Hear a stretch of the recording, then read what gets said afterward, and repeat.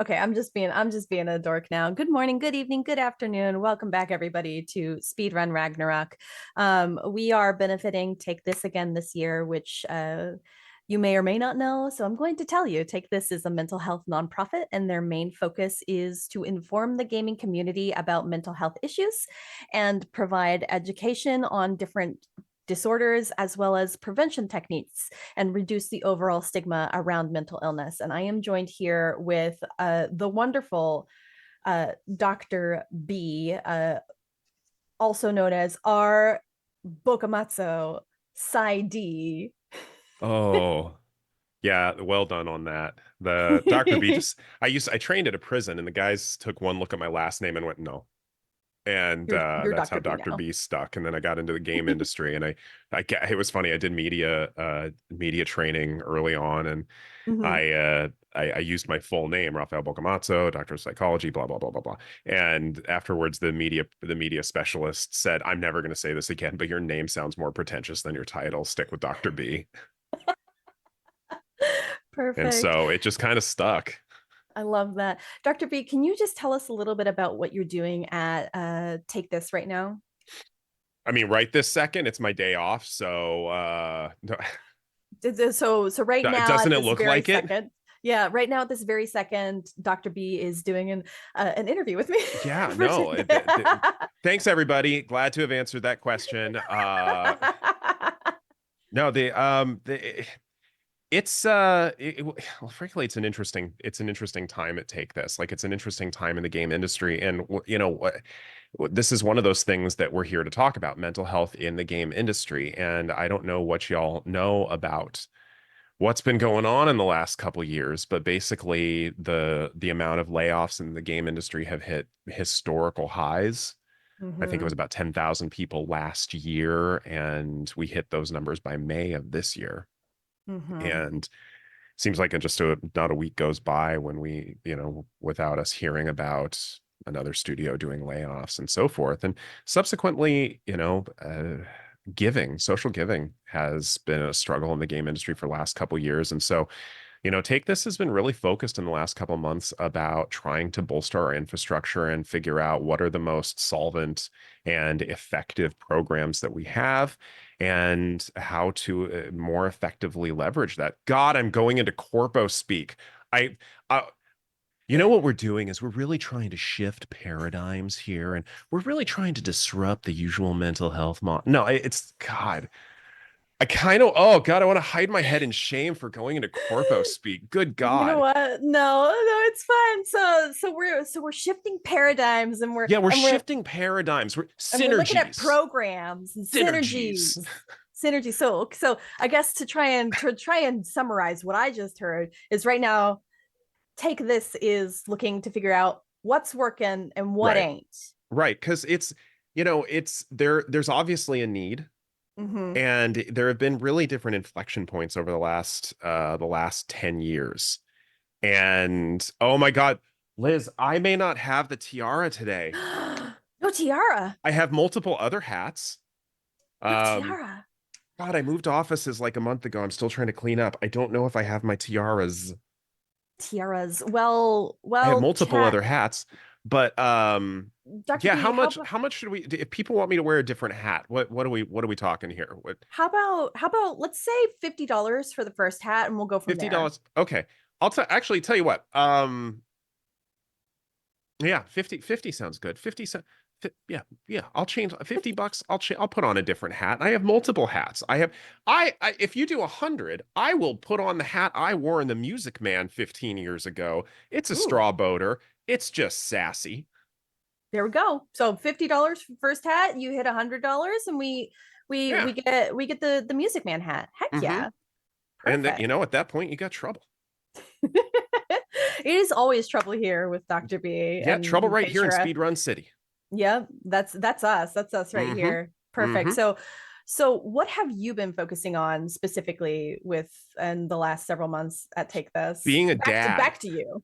No, I actually I've been gone a good chunk of this year. Have you? That's Oh right. yeah, no, You I you had have I'm a you have a I'm a dad baby. as of 7 months ago. Oh my goodness. How are you liking Yeah. that? How am I liking that? I mean, I love her. That kid's Mm, ridiculous and Gerber baby cute. It's gross. I It, love that. How are you loving sleep right now? I would love sleep right now. She just hit another sleep regression after giving me a cold. That's why I Oh, sound no, that's why I sound like I'm trying to do a Tom Waits cover album here. I love The this. You no, it's know, and it turns out I'm not. I used to think I was just really good at avoiding getting sick. It turns out I was really good at avoiding people sneezing directly in my face. And so yeah, so she's coughing in the middle of the night and oh, waking herself up while she's teething and hitting a sleep regression. ah, So I haven't actually had more than 2 hours of continuous sleep in about a week. yeah, she's miserable, and so parents are Oh no, miserable. she's loving life because You know what? Okay, fair. she gets so much attention in the middle of the night. That's the worst part. I think it was like 3 a.m. 3 Liz, what are you doing to me? Liz, what are you doing to me? Oh my It's gosh. not that kind of show. Consent is important. Um, no, Oh my she's about 3 goodness. a.m. this morning. I wake up and she's not crying, she's singing to herself. I love that. You know what? It sounds like she's taken after her parents here. Oh God, is she? Oh God. I Oh, love this. This is great. oh, Starwind, I'm so sorry. The I hope you chat. are one of the fortunate few. I I got cocky, okay? We avoided the first one because I don't know why, but we avoided the first one. No, not the second one. Yeah, but so that's I mean that's the you if you sense that I'm kind of dodging the question of what I've been doing at Take This for the last couple months, that's aside from fundraising since I got back, not much because I was gone for most of the year. That's fair. Um, okay, so speaking of mental health, and this is something I think that has probably been hitting take this a little bit. Can we talk about fundraising for you guys right now and exactly how important fundraising is for take Oh this at the God. moment, just for those of our viewers, because I Yeah. know the Valkyries, we've been following this very, very closely Yeah. because you all are extremely important to us, but I'm not sure that everybody in our chat really truly understands what's going on for take this at the moment. Yeah. Well, it's I mean, like any nonprofit, we always need good sources of funding, and we always need ongoing sources of funding because, like any good nonprofit, like any well, not good or bad, any nonprofit really, labor is the biggest. Salaries and wages are the biggest expense, and especially when you have you want well qualified people running things Mm-hmm. without putting in oodles and oodles of extra hours, which we all end up doing anyway. But because nonprofit life, um, Profit the life. it has to be an ongoing thing. Mm-hmm. It actually has to be an ongoing thing. And with all the downturn in corporate giving over the last couple of years, it's just gotten more and more dire. So we would just love for the community to really step up. I mean, God, if everybody on our Twitter if everybody who followed us on Twitter gave us $10 for the year, that would take care of like 30% of the budget. Yeah. Okay, that it would be ridiculous. Yeah. So I mean, it's cliche to say every dollar counts, but like truly every dollar counts. Yeah. And I mean, we've talked about this in years past. And of course, I don't know, does Take This still have like an office that you guys have, or have we kind of gone away I with mean, we've never really had an office. an It's office Yeah, no, office? we've never really had an office. We've always in the 10 years I've been with Take This, it's always been remote. Okay. Our office and our warehouse is Mhm. who's got room at their house. Which is Or who fair.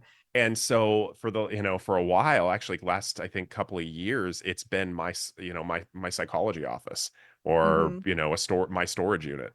Right. Um Yeah. So so yeah, but I mean, I guess just to, of course, so if Take This did have an office, let's just pretend every dollar that we're going to, yeah, I know you're like, oh, like try and that'd think be of I that. mean for us to have actual space and Given how Right. spread out we all are, that would be an Well, interesting. yeah, but I mean, just like if we were thinking about like if Take This had like a theoretical office, Yes. all of our money also goes to like literally, it would go to literally paying things like the Yeah. electric bill to keep the Oh lights on, yeah. the internet bill, right? So Right. we're in this case because we're not paying for like an office. This is more Well, financially stable for us, yeah, right? well, it's one of those things that I didn't realize before I got into nonprofits that I hear about. Every year you see things going around about warning people about like which charities to not give to Mm-hmm. because their administrative cost is X, Y, and Z. Their administrative cost is like 80%. All of that goes to wages, and their CEO makes $300,000 a year. Well, Mm-hmm. okay, at some of the bigger nonprofits like the World Wildlife Federation, those are the equivalent of multinational corporations. You need somebody with the skills to run a multinational corporation Right. at the helm, and you ain't going to get that unless you pay. Right. And so, I mean, I'm always when I saw those of like 80-90% administration costs, now I get it Mm-hmm. because you gotta pay for qualified people. Right, right. And I think it's really hard for a lot of us to understand that until we get to hear, like, we get to see inside of this because, Yeah. like, all of I mean, you have PsyD, Dr. B, how many years did it take you to get 24th this? grade. Yep. 24th grade. There we go. So like we get out of high school and 12 years later we have, a doctor. Well, So okay, in fairness, I took an extra year on my doctorate. I also spent another year doing some training for something completely different. that's With fair. I was under the impression I would be able to work during my doctoral program, and so I took a year and got a license as a pharmacy technician, which that lasted about a year and a half into grad school when I was in grad school and working full That's time. Yeah, yeah, Rocco, I listen, I was young and right. innocent and Right. I didn't understand. Okay, listen, you can understand, just like parenthood, you can understand something academically, but you don't know what the room is like till you walk through the door, all right? Yeah. Rocco, for anybody in our community, and I guess Dr. B, if you don't know, Rocco just finished his doctorate. I'm so sorry, Rocco. Oh, do you still read for fun? Because it took me years. I got Oh so my burnt out on goodness. reading from grad school that I was like, somebody put a book in my hand. You should totally read this. I'm like, yeah, I totally should, shouldn't Mm-hmm. Mm-hmm. I? Oh my goodness. All right. So I guess let's kind of bring back the conversation to mental health then. Yeah. How uh, how has Uh-oh. Audio. Audio. audio Yeah, no, you must have hit the echo pedal or something. now? I mean, Better you now? cut you kind of in and out. In and out. Oh boy. I'm sorry, chat. Is it better now? I see Better I'm now. okay. I don't know what is up. I can hear It's you now. Can you hear me now? I can. Ryzen? And now we can't. What you all don't know is I actually have a secret switch under my desk that when I hit it, other people's sound goes off, and then I just blame them. It's all a part of the mind games that they definitely teach us how to do at psych school. Oh my goodness. Okay. Is it actually better now for It is now? now. Yeah, no, it's Okay. better now. I don't know what's going on. What were those commercials way back in the day? Was that T-Mobile or I think it was a Verizon. Verizon? Verizon, can you Yeah, hear me now? yeah, I I think that miss was Verizon. back in the days. Yeah, Anyway, let's back in the days when mental things were health, simpler. Mental health. mental Mental health. health. Yeah. Yes. So how has Take This as an organization been kind of helping and supporting each other with your own mental health Oh, with the current like fundraising drives that you're needing to do? I mean, that's a tough subject because I mean, nonprofit life is hard, Mm-hmm. and it doesn't matter which nonprofit you're doing. Nonprofit life is hard, and Yeah. I'd like to. I'd like to think that, all of us trust in each other and believe in each other, and that even when frustrations are high, Hmm. that we're all on the same team, that we all have the same good intentions to try and support each other in the org. And I think for the most part, the org, everybody at the org's pretty good at it. We've all worked with each other for years. Yeah. Yeah. That's, So you it's know, a I'm Sounds like glad no to, one's ever asked me that question, and I've never really thought about it like that. But it's yeah. because it is a lot of trust, right? Because it's like, Oh yeah. what are you doing? How are we supporting each other? And it's, hearing it from you makes us also all go, right. Because it's, I when I think about it too, it's like kind of like the Valkyries, where we're putting on this marathon, and I, for my own reasons, various reasons, because I started a new job, moved, etc. Right, I've kind of been like out of spoons to do any admin work until about now. Hmm. So I've had to have my trust in my fellow Valkyries, and they are doing what we can. Of course, we don't get paid, but Yeah. we get paid with, honestly, we get paid with the satisfaction of seeing Take This continue on another year, which is honestly, Yeah. um right now, like, it's what I'm rooting for. I'm rooting for you guys. Well, I mean, we are funded through the end of the year. We are Yes. definitely funded through the end of the year. The community and our anonymous corporate donor, who wanted to say, "Hey, I'm matching community funds." Love They that. they're getting us through the end of the year, and I can't express the level of gratitude that Yeah. I think we all have Yeah. for both the community and Hmm. our corporate donor.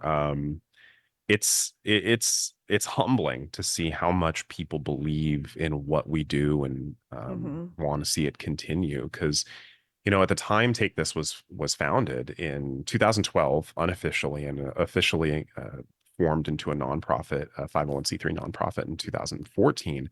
There was nothing else in the game industry, not in the game community, not in the game industry. We were Hmm. it. Now, 10 years later, that's not true anymore, which is awesome. There's other Right. people taking up the banner and saying mental health is important.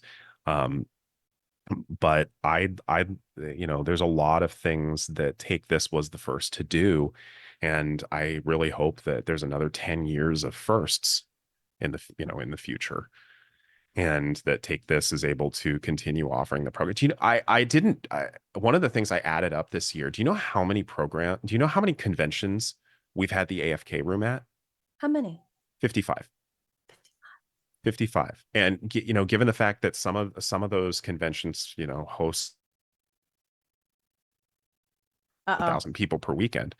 Oh, oh no, no, that was me. That was you? That was me. Oh God. Oh God. Hold on. You're back Okay, now, we're good. though. I'm You're back you're now. back. Okay, Yeah, you're good. back now. We're fine now. Okay, listen.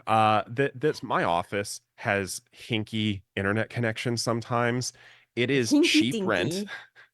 dinky. It is cheap office rent, which is why I'm next to train tracks. It's not because I'm autistic. I actually hate trains. Fair. Um, I they're loud and they're dirty. But yeah, it's an Fair. old building, and sometimes the You the know, internet gets the weird. things you do for rent. Oh my, It's in true. Seattle, yeah. Mm-hmm. But where did So I cut out? Well, 55 conventions. 55 conventions. Okay, 50, oh God, I'm getting animated. I'm about to go into like my preacher voice. And at 55 conventions, my brothers and sisters, no 50.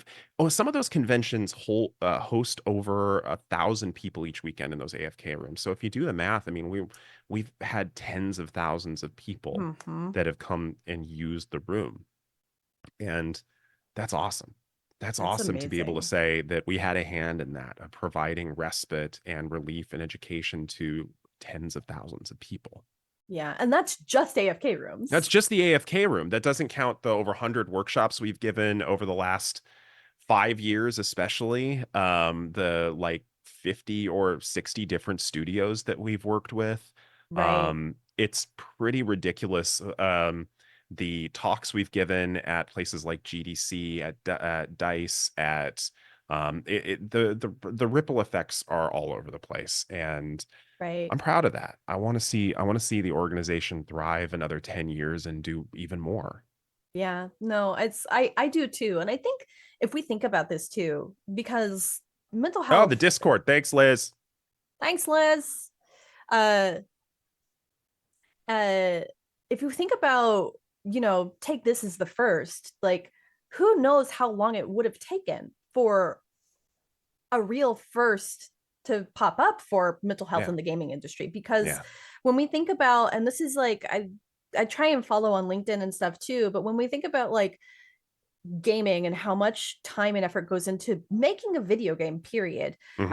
let alone like if it's a MMO and resupporting it and patches and all that stuff. But if we just think about the time it takes to develop and push out a single video game in 2024, or even in the last 4 years since 2020, it Hmm. is a lot of time with a lot of people. And then we talk about things like crunch, Hmm.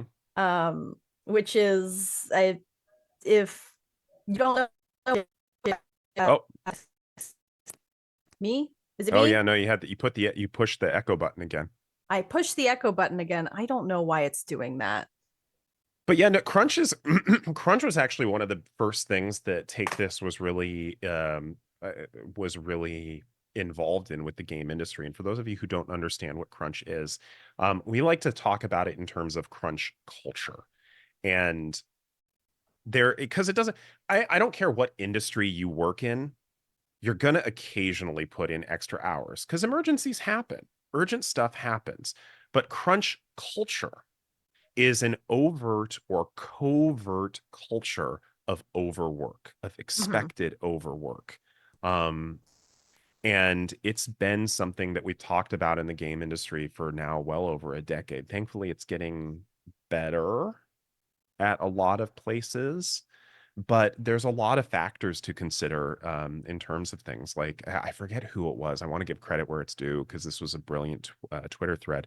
Um, somebody said that as a manager, they try and prevent people from putting in just one extra hour a week. And most people are like, well, why? It's just one extra hour. And then they put this out there into the ether that if you've got a team of 50 people and each one of them is putting in just one extra hour, that each week Mm-hmm. over a 50-week work year, that's 2,500 extra hours that you didn't account for in your development cycle. And then Mm-hmm. suddenly you see that you accounted for 10,000 development hours, but look what your team was able to do with those 10,000 development hours when in reality it was 12,500. And so Mm-hmm. you increase you raise the bar because you know your team can do it. Well, now your team has to put in other extra hours and it just becomes this gross cyclical process in a lot of cases. And there are definitely studios who weaponize passion Yeah. of, aren't you lucky to be here? A lot of people want to work in this industry. Aren't you lucky to be here and earn the wages I give you? Mm-hmm. We've heard from many people about that. And yeah, crunch culture is a problem, but thankfully it's getting better. So that's one of the things that we've worked with studios on over the last 10 years. It's one of the things we've worked with the International Game Developers Association. Gosh, we put out a white paper on it, our first white paper on it. God, 7 years ago? God, what is time? What is time? What is time? Another dimension, another dimension. Time is soup. I appreciate this. Yeah. But yeah, the crunch was a big one. Burnout's been another one that we've been talking a lot about, especially in the last 5 years, and Mm-hmm. burnout in both content creation and in the game industry because it's a problem. Yeah. And burnout's not exactly what a lot of people think it is. It's actually a lot worse. It's not just being overstressed. You take a vacation and you come Yeah. back and it's better. Burnout is this pervasive, insidious Mm-hmm. monster that makes you work less effectively, that makes you um, feel a certain distance mentally from your work. You don't care, and you're so exhausted, it actually interferes with your ability to recover. Hmm. And there's so many more factors that contribute to burnout than people realize. And so we put out some great content for free on our website. Go to takethis.org if you want to check that out as your content creator. I have a couple of great videos that we did on that. And yeah, so burnout content and burnout crunch, those are two of the big ones that we've been working on. One program actually that I would love to talk with y'all about. Yeah. This is not my program. This is the brainchild of Dr. Kelly Dunlap and Dr. Sarah Hayes, who I believe were on earlier. Hmm. Okay, yeah. So it's our Accelerate program, which Oh is, yeah, we heard did a they little bit talk about it about this. already? Just a little bit during Oh my our God. during yeah, yesterday. Well, they deserve to talk about it a lot more. They deserve to brag about it a lot more because it's brilliant. Instead of picking up a megaphone and yelling at CEOs and saying you should do things differently, what they wanted to do is essentially create a better foundation for the next generation of games leadership. And Hmm. so it was super competitive. I could not believe how many applications they got for this program. For 10 fellowship positions, they got nearly 600 applications. Oh, and you cut out again. Oh. Amazing. Yeah, thank you. Um, the, but they had nearly 600 applicants for these 10 fellowship positions, and the each of the 10 fellows is paired up with an industry just leader, high Hmm. level, world class leader. We've got like Jared Huntley, who's IMOKC team just won a Peabody Award. We've got Rachel Romero, who's the SVP of Business Development at Critical Role and the Critical Role Foundation. We've got Dr. Hmm. JC Lau. I mean, it's just the talent pool as of the mentorship is ridiculous. And like every week, the fellows get didactic education on a variety of topics, and they do a capstone project at the end, and they're really set up to understand different aspects of mental health in game design, in game industry, in how games are played, and go in with a better education on that topic than I think anybody has ever gone in. This is really cool. I saw that and I was like, this is really exciting It's because super cool. it's really amazing. In Yeah. fact, I think I can't, I swear I can never remember his exact degree, but I actually saw that Accelerate program when it came out, and I actually recommended Rackadactylus in our chat. Hey, go look at this. I can never remember exactly what you're doing, but I know that he's so I sent him that thing and I was like, I don't know what you're doing right now or if this applies to you, but look at this thing because, you know, it's and it's really exciting that Take This is able to help set up the next generation like this for success. And this is Hmm. just, this is just one of the many things that you're Yeah. donating to help Yeah. keep alive at the moment. Yeah. So there's a this it's a little tricky because a lot of what we do is more esoteric than you look at a charity like the Susan G. Komen Foundation, and Mhm. it's a pretty easy sell because you if you donate to the Susan G. Komen Foundation, you're supporting breast cancer research. Okay, Right. cool. That's pretty easy to wrap your head around. Yeah. What we do is a little bit more esoteric, but nevertheless incredibly important. Right. It's really amazing. And like if we think about like the tangible things that we see, like AFK rooms, yeah, those are Hmm. really important for any of us who've been to a big convention, even a small convention. Like for Yeah. me, when I go to RPG Limit Break, which raises money for NAMI, uh, I'm like, okay, I love this, but I need to head back to my room, even though there's like only 20 people around me. I'm like, I need quiet time. Hmm. Right. So it's that's a really amazing physical, tangible thing that we can see. But when we come to these esoteric things, it's really hard, I think, to try and Yeah. sell these to people, despite how important they are. Yeah, I mean it's a lot of ripple effect benefits, and that's a little hard to wrap our heads around sometimes because you can't see it quite as easily. It doesn't directly apply on a one-to-one ratio the same way the AFK room does. But on that note, I know Liz is in the chat, And Liz has been over the last year as our AFK program manager, really trying to come up with ways to adapt the AFK room and the AFK program, which the AFK program, by the way, there's a lot of stuff that goes on behind the scenes. It's not just showing up and having a quiet room. It's training the volunteers because all of them are to make it not a therapy space because that's illegal. Um, Yes. that's so fraught. But also we work with the staff at the conventions themselves. Like at PAX, I have Hmm. personally trained the enforcers at every PAX worldwide at least once. Wow. Yeah. Yeah. On That's like cool. self-care, how to identify crises, how to intervene in crises, how to support each other. That's something we provide as part of the AFK program behind the scenes as well to try and make a more sustainable convention culture for the staff and the volunteers. Hmm. So, yeah, so Liz has been diligently working at trying to figure out ways of adapting that for smaller conventions because not every convention needs a full-size AFK room the way PAX West or PAX East does. They just don't have the volume of people and they don't have the size of the space and Hmm. they just operate differently. So that's been something that yeah, Liz has been rocking. Yeah, I don't know how many people have been to a GDQ. The last GDQ I went to was already huge, and I think I've only been to a GDQ once or twice, and it was already huge. And I'm just like, so, and I know that GDQ just keeps growing and growing. So I don't know. I'd love to see if we could ever, branch out into speedrun marathons or bigger ones. That'd also be cool. you Yeah. know, Liz, if you're here listening, Liz's people, yeah, they'll call your people. Hmm. yeah.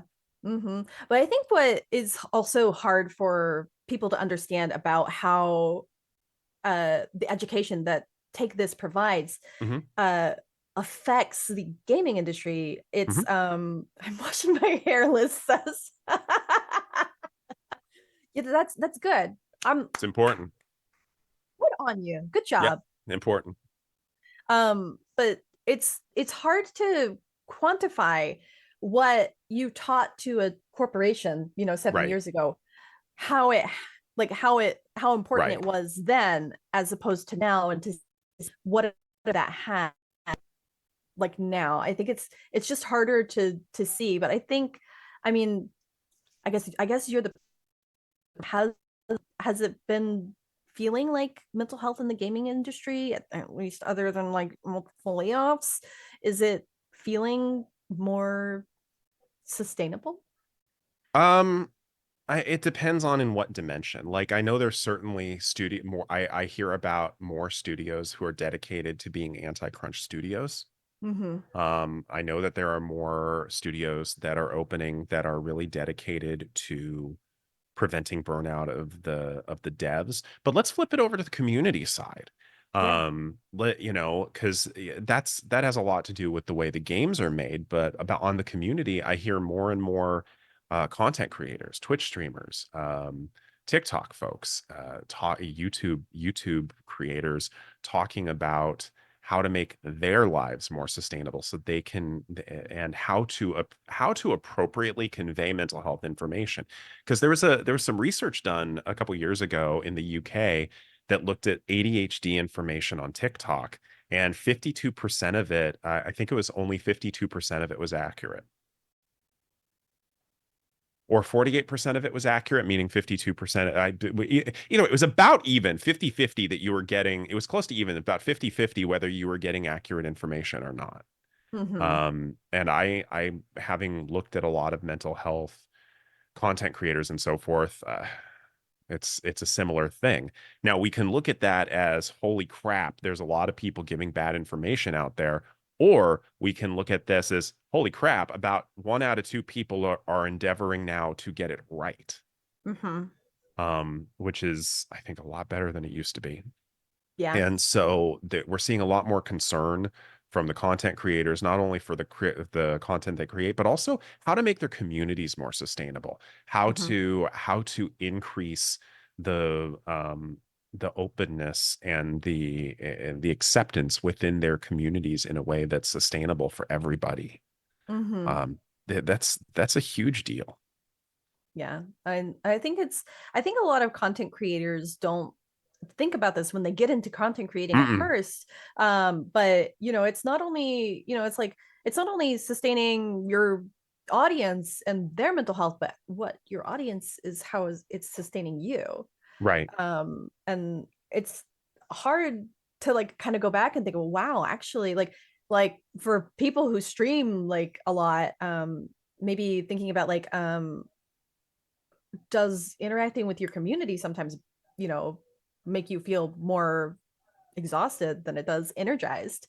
Yeah. um Well, and also just even thinking about content creation itself. I mean, just anecdotally, having talked to a lot of content creators over the years, there's a lot of folks who I think go into content creation and streaming on Twitch is certainly part of that, that they're not broadcasters. They're just people having a good time playing video mm-hmm. games or doing whatever for various people. But the truth is that once you hit that, that broadcast button, you are a broadcaster.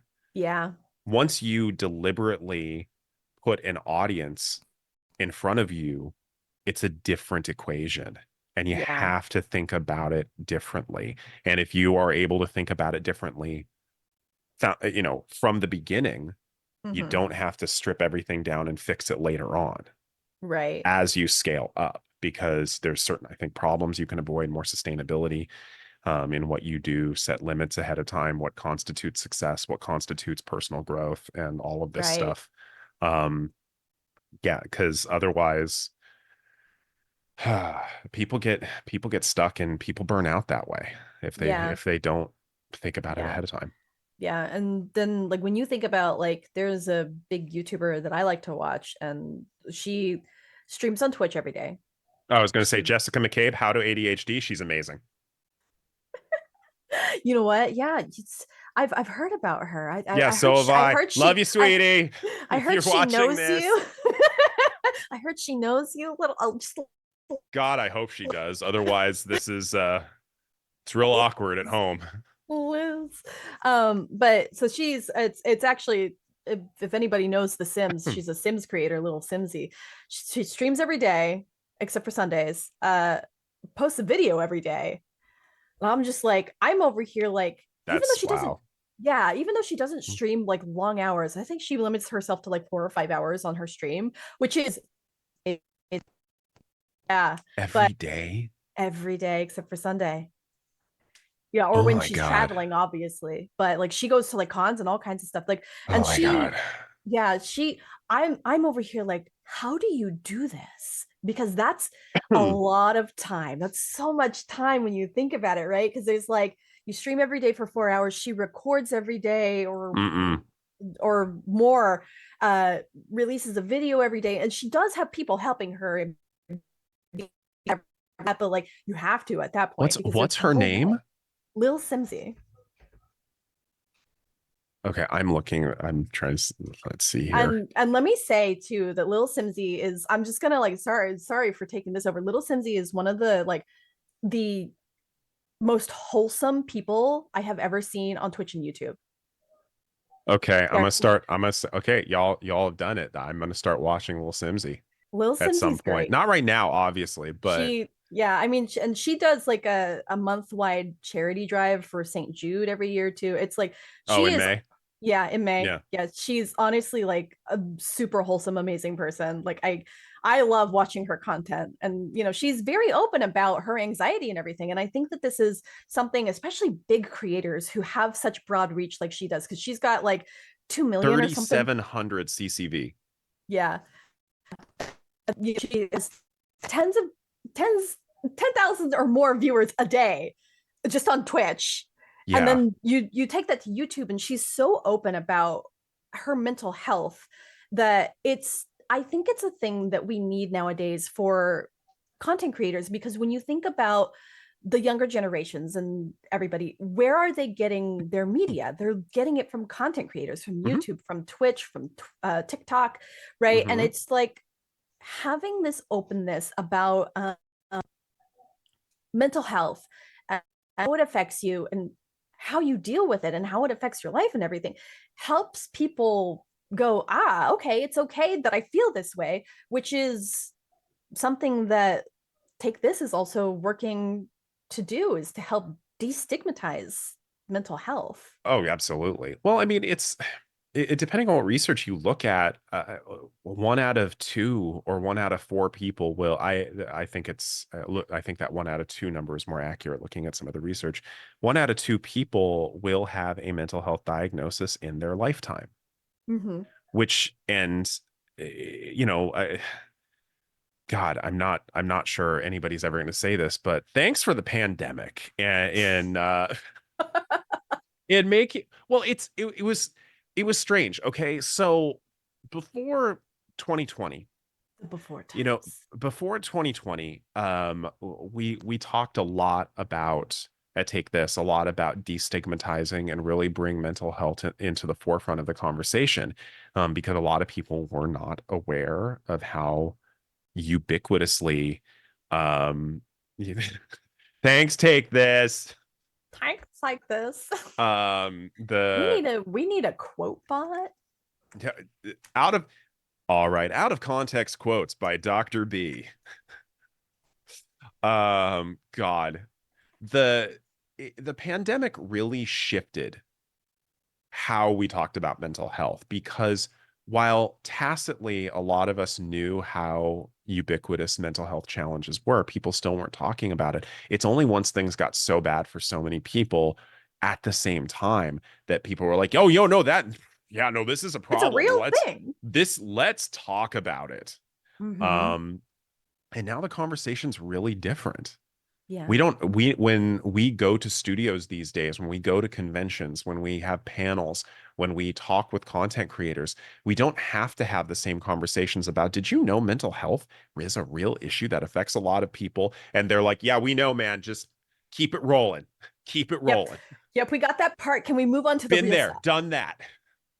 Let's go to the Been there, real done stuff. that. Yeah. Let's talk about the meat, the contents. Let's Right. skip over the potatoes and get into the meat Right. and beans. Exactly. So it's really shifted the way we can have these conversations, and we can get to the meat of things a lot quicker because more people are on the same page, that it Right. doesn't matter how tough you think you are, it doesn't matter how resourceful, how much money you have, everybody has a limit and Right. everybody can be pushed past that limit.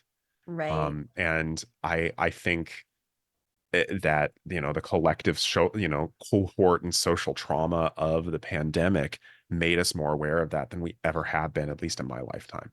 Yeah, no, I think so. I feel like if, for me at least, I feel like just the existence of the pandemic existing at all, like, I feel like if I had 10 spoons for a day or a week or something, like immediately took me down to uh, like five. Like, oh I don't yeah, have, yeah, I don't have as many spoons as I used to it's anymore. it's almost like, I'm gonna throw this out there, it's almost like if you're in panicky survival mode, a lot of your mental resources go to that. Hmm. No, really? Tell me I know. more. I, I 24th grade, and I can tell you that with authority, that people have 24th grade. limits. Boom. Wow. I am shocked. People, I'm Oh, you cut it out again. Echo. not saying anything. I'm just moving my mouth. Did I I get you? appreciate that. I mean, if we really want to mess around with it, I can just start hitting, my mute button off and on and just continue talking. Hooray Oh, for soundboards. mm-hmm. It's does Zoom have soundboards now? No, I actually have a physical soundboard on my desk I run things I through. love that. Discord has soundboards now, which is very distracting depending on the crowd that you're running with and what they're playing and what they have access to. It's actually I didn't expect how much this was going to come in handy when I work with clients doing telehealth, because they know I have sound effect buttons on this board And a couple sometimes my teenage clients especially are like, no, no, I want a round of applause for that. Give me a round of applause. I did good. I'm like, well, fair enough to I you. And I love hit the round of that. applause button. I love that. That's amazing. I'm glad that they're like, no, give me my applause, Dr. B. Yeah, Don't I'm just like, clap yeah, your no, way to hands. self-advocate. There you go. Telehealth is a godsend. Yeah. Yeah, you know what? It's amazing. Can we quickly shout out the mental health resources that are on the Take This website? Oh, you just did at takethis.org/resources. Absolutely, we Yeah, can that shout those one. out. That one. It's so okay. Of course, correct me if I'm wrong, because I last time I checked, I know that there's a, a Oh, and you're cutting out uh, again. therapist directories. Yes. Yeah. Yeah, no, there's quite a few therapist directories on there. And it's really it's just amazing to have all of those in one place. But what's really cool is some of the widgets that we have, like one that localizes emergency and crisis resources to your locality worldwide, if possible. It's yeah, it's there's a lot of good stuff on there. And Yeah. if you go to takethis.org, you can also see a bunch of expert articles and information written by experts. And I've it, got what's up? here. Okay. Okay, hold up. Phoenix. I'm going to guess because you cut out based on the movements I saw in your mouth. You have a question from the chat, and is it the one that Yes. Phoenix Down just asked? Yes. That I'm struggling to find therapy I can actually vibe with, though. That normal. Hundy P. All right. It is one of the things that people don't necessarily understand is that um one of the probably the biggest controllable factor in therapeutic outcome is the relationship you have with your provider, whether that's a psychiatrist, whether that's a psychologist, whether that's a master's level counselor, social worker, whoever you're working with. If you don't vibe with them, it's not going to work out. If you don't have trust in them, it's not going to work out. If here's I mean, this is a way I frame it for my clients. I work for you. Okay. My whole purpose is to utilize my expertise to help you meet your goals. If at any point you ever feel like you're working for me, something has gone wrong Mm-hmm. and we got to fix that. I love that. And so this is actually that became the metric of which I started using for anybody I work with in terms of medical and or mental health. If I ever feel like I'm working for them, I got to find somebody else. And so Mm-hmm.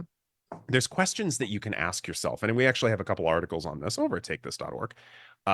Support take this if you'd like to see more articles on that. Support Take This. I mean, I'm still looking for donations We, of, thanks to viewers like you.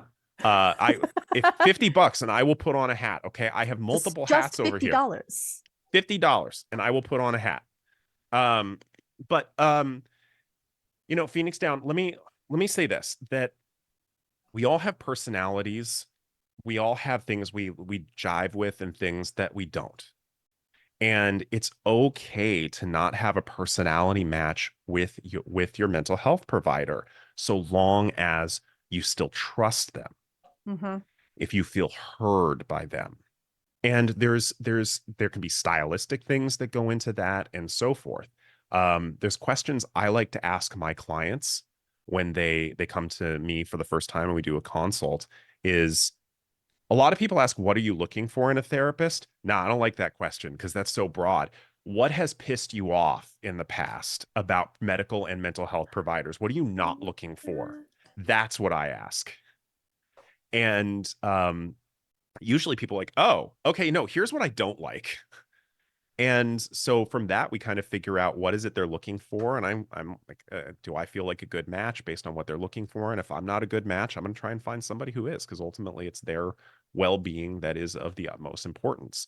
And Mm-hmm. so that's why I come back to, if to my clients, and I say this to them, if they ever feel like they're working for me instead of I'm working for them, we got to fix that. Yeah.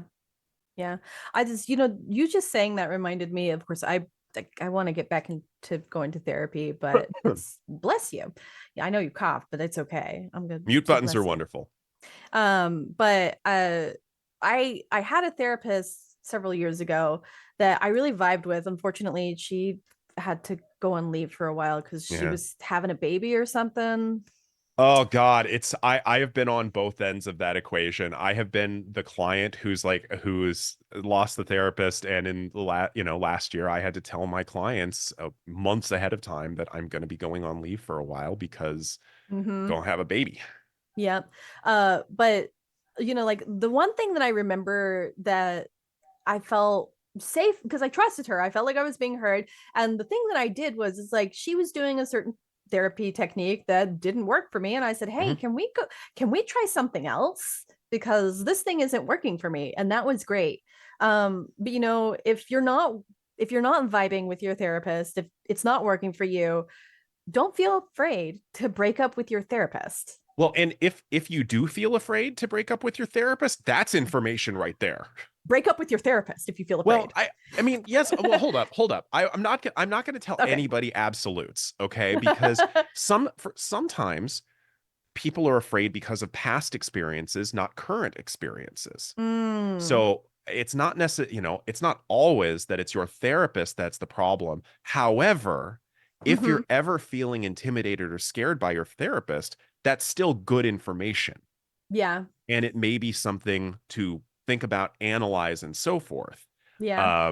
And if you feel comfortable enough bringing it up, Hmm. I think the way your therapist responds, that's further information. Yeah. Like yeah, I felt very, very fortunate that my therapist was like, yeah, we've got other things we could do. Do you want to try CBT and stuff like that? And I was like, yeah, sure, whatever. Whatever is not the thing we're doing right now. And I'll tell you if that works. Right. So yeah. And I'm willing to bet right there because research on romantic relationships over the years has pointed out the idea that relationships don't get stronger in the absence of conflict, they get stronger in the resolution of it. And I think that applies to friendships, to business relationships, and so forth.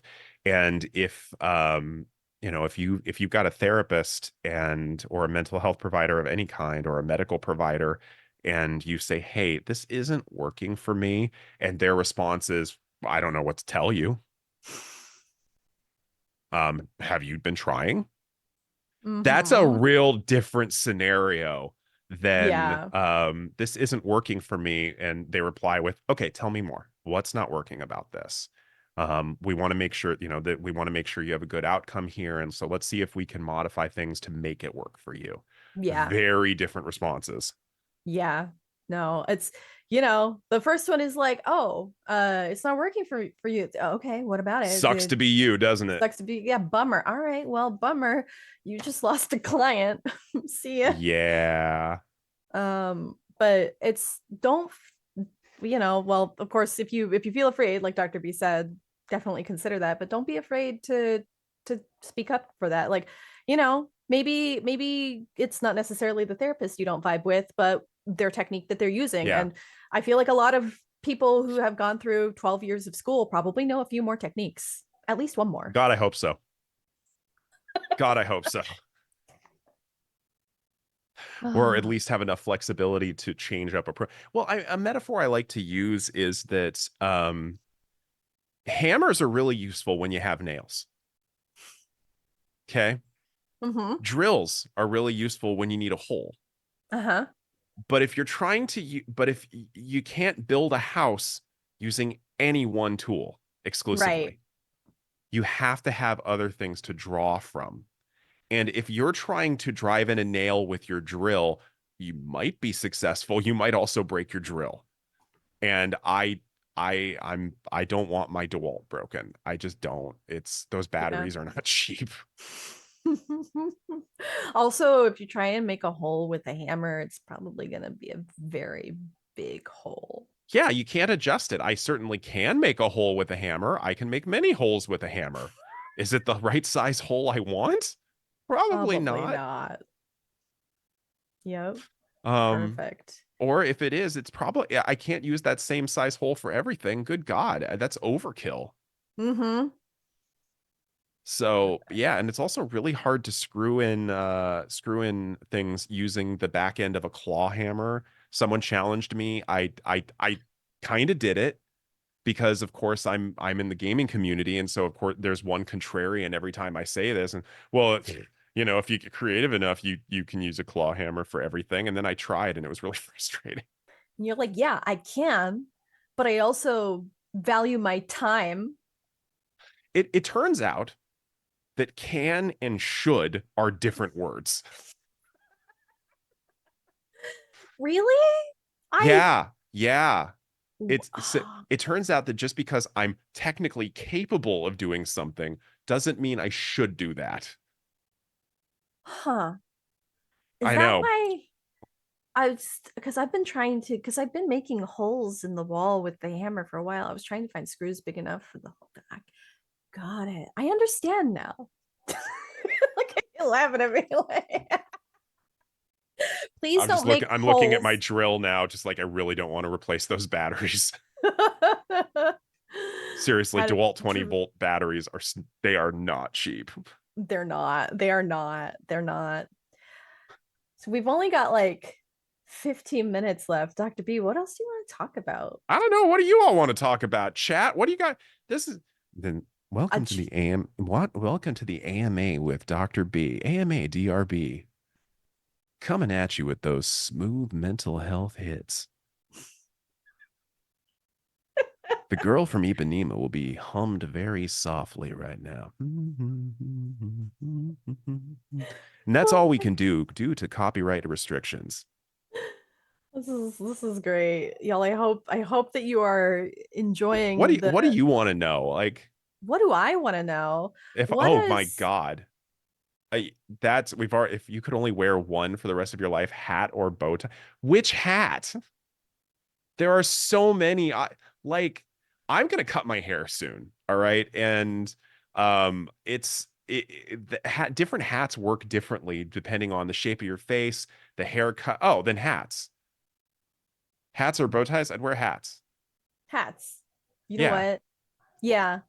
same. Yeah, because there's so many different options. Like and different hats for different outfits and different face shapes. If I'm clean shaven, it looks different. Huh? I can't wear any of my flat caps right now because of how long my hair is. I just look like Gallagher, and that's I don't want to roll up into places trying to be taken seriously when I look like I'm about to start bringing out the sledge-o-matic, and everybody there's going to be a splash zone. Everybody needs tarps. I can't.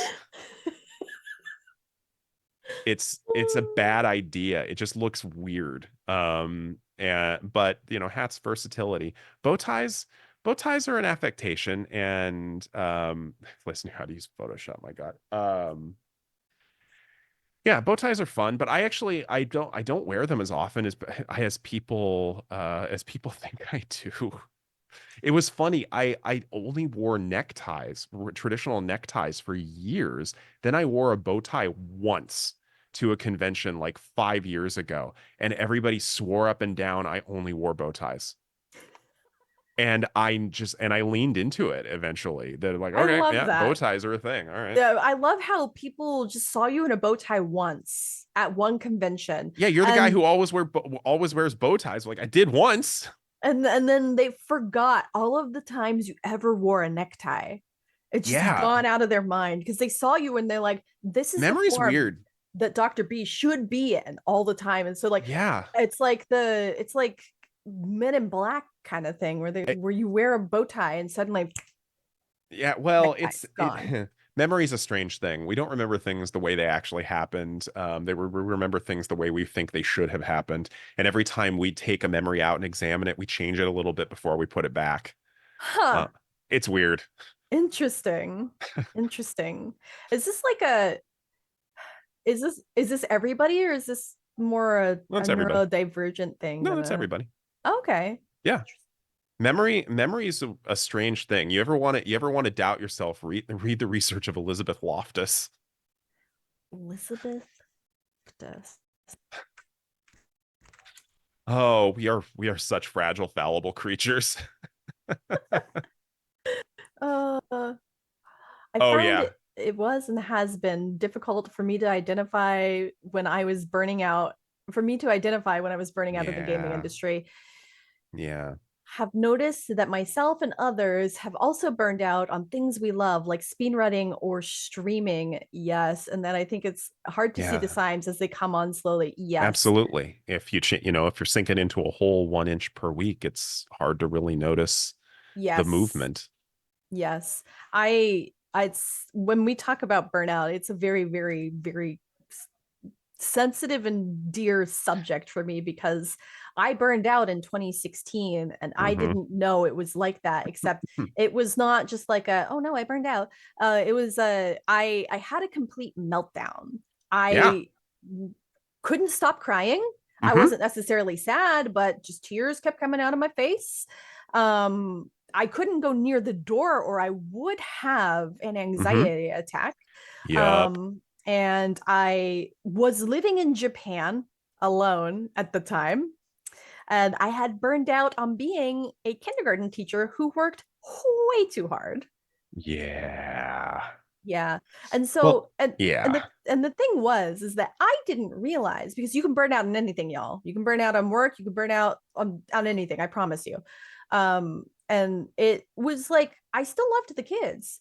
But Hmm. when I look back and I think about the signs, I started like disassociating at work. Like when I could stop paying attention to being a teacher, I stopped while Well, I was at work, you Well, know? do you so let's if since we're talking about burnout, let's talk about what the three signs of burnout are that are from a Yes. research context because kind of like crunch, if you've got two people talking about it, you probably have three different definitions between you. Yeah. And so from a technical perspective, and this is the model that was created in 1981 by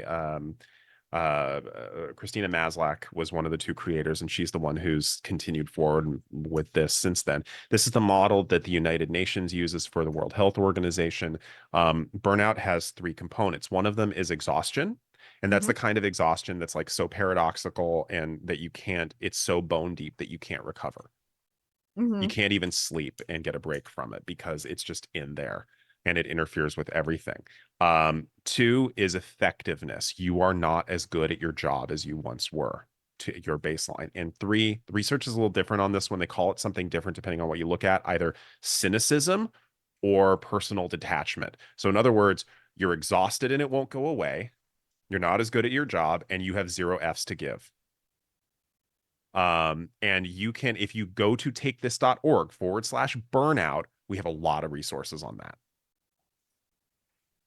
So there's yeah, burnout is a oof, yeah. And what sucks about burnout is that, and somebody in the chat talked about this, Zero Wing, that you burned out on writing back in 2012 and it took a long time. That's what really sucks about it because if you hit real burnout, not just like, oh my God, I'm so burnt out, with in a slang colloquial sense, if you burnout lasts for months or even years after you leave the source. Mm-hmm. It's just awful. Yeah. And you can look at like, I mean, tons of different ways that anybody ever talks about how to overcome burnout. But I feel like sometimes it really just differs from person to person. I Hmm. find that, and this is a hot take. I find that now that I'm working in an office again, I have to go to the office. I'm able to suddenly disconnect from being at my job more easily Oh than yeah. when I That's work from actually one of the home. biggest preventative measures, and that's people talk about work-life balance. I talk about work-home separation. Mm-hmm. Yeah, And I think that's easier to wrap your head around than work-life balance, which is this yeah, nebulous personal thing. right. Work-home separation is a big preventative measure in burnout. Yeah. And And especially what for content creators who work out of the home, that's hard. yeah. And if you think too, like, of course, if you're a content creator and you work out of your home, you probably are freelancer, so you don't have set hours. But if you're working from home and you have a job with set hours, if you take a walk around the block before work and take a walk around the block after work, then you've already kind of separated yourself from, you don't even have to walk around the block. I feel like if you like walk down the street and walk back or Well, something. rituals are Yeah. important because I mean we talk about cues.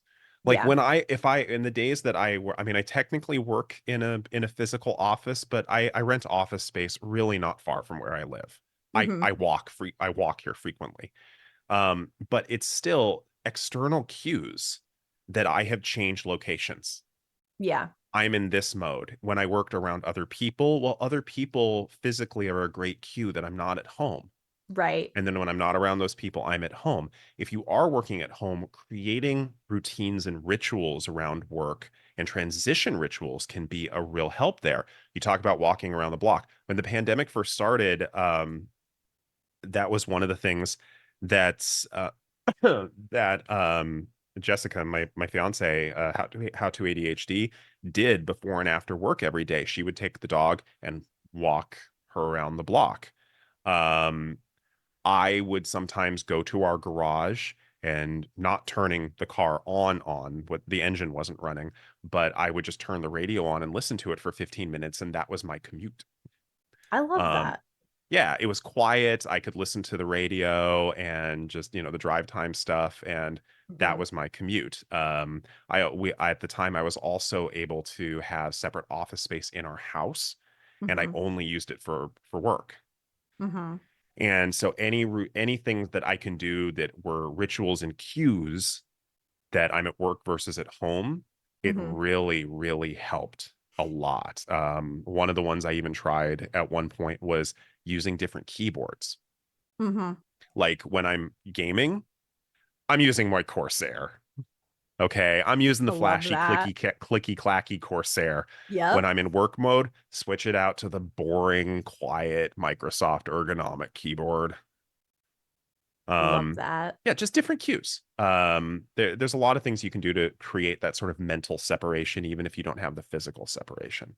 Yeah. And then we're seeing too, some people are mentioning, uh, having a different like keyboard or screen that you switch out of, Yep.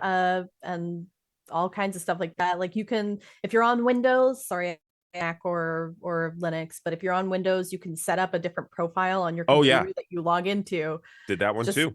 yeah, just to have things like I in my personal, because now I've got four monitors, which is great. In my personal computer, I have all of my taskbars on the sides because for whatever reason I like them on the sides. But at work I have it at the bottom Hmm. just because it helps me disassociate being at the computer for work and being at the computer for um you know personal. Hmm. So yeah, there's lots of stuff. Hey, Dr. B, it's not $50, but it's $5. We have a donation from Marley, is that Dr. B is so cool, and Well, what a great that's very interview. kind. That's very So kind of you. Thank you for that $5. Like I said, everything helps get us towards sustainability.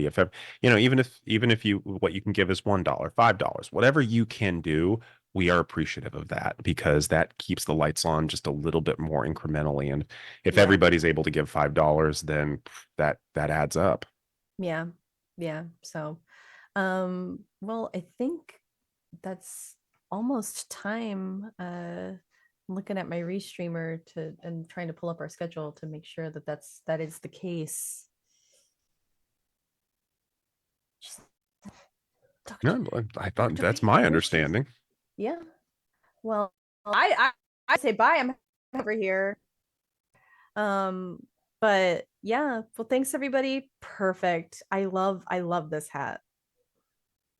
This is perfect. All right. Monorail, monorail, monorail.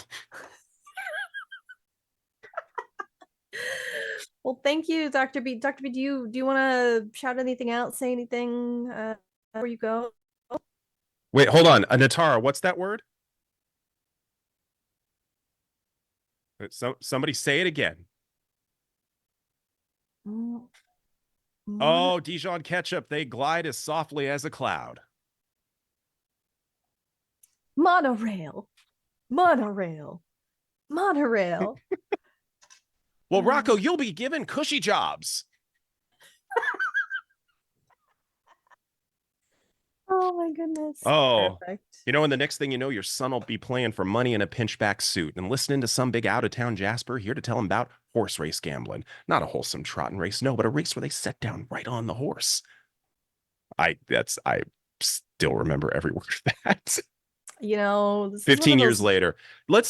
I want to give a shout out to all of you, actually. I mean, this is the cliche, Yes. but I want to give a shout out to all of you. It's because of the support we get from the community that really urges us to keep going when it's hard. Um, and there's never been a harder time in the game industry than it is right now. And so thank you all for doing what you can to take this going now and for years to come. Urge others, go check out the website at takethis.org, point out your favorite resources, send it to the people who might need it. Um, and give what you can, not just now, but in an ongoing way. Yeah. Perfect. We have another $10 from Firebird Lover who just says thank you, Dr. B. Oh, thank you. God, if we just needed to do musical copyright infringements, then I would have done that from the beginning. Sure. We should have had, instead of mental health in the gaming industry, Dr. B, take this interview, Oh my copyright, God, no, we could musical have gone full copyright. William Shatner on this, and I'll just get some fake cigarettes and be like, packed my bags last night, took flight, 0 hour, 9 a.m., and I'm gonna be it's a kite by then. Oh, thank you, Dr. B. It's always a pleasure having you on. I'm really glad that we were able to have a time where we can have an interview with you again this year. Well, I'm glad to do it. And I look forward to our interview next year. Yeah, that'll be great. Yeah, it's going to be a good interview. So, um, all right. Well, thanks everybody. Thanks, This was everyone. Keishara and Dr. B. Hopefully he's on this side of my screen, or maybe he's on this side of my screen. I'm not sure. I am frame left for you, so Frame your right left. hand side. This side, I think. Your right hand side. This side. There we go.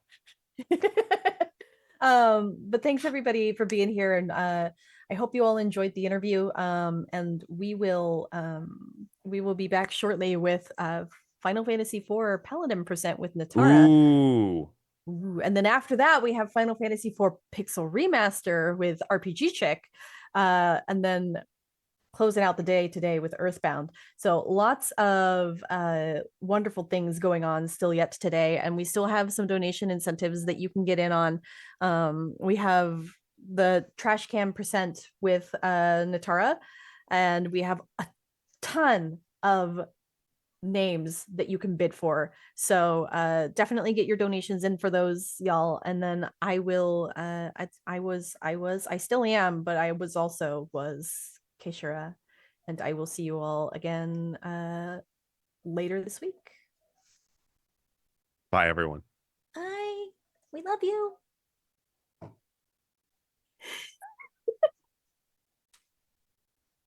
That's nightmare fuel. Me just looking one eye, just.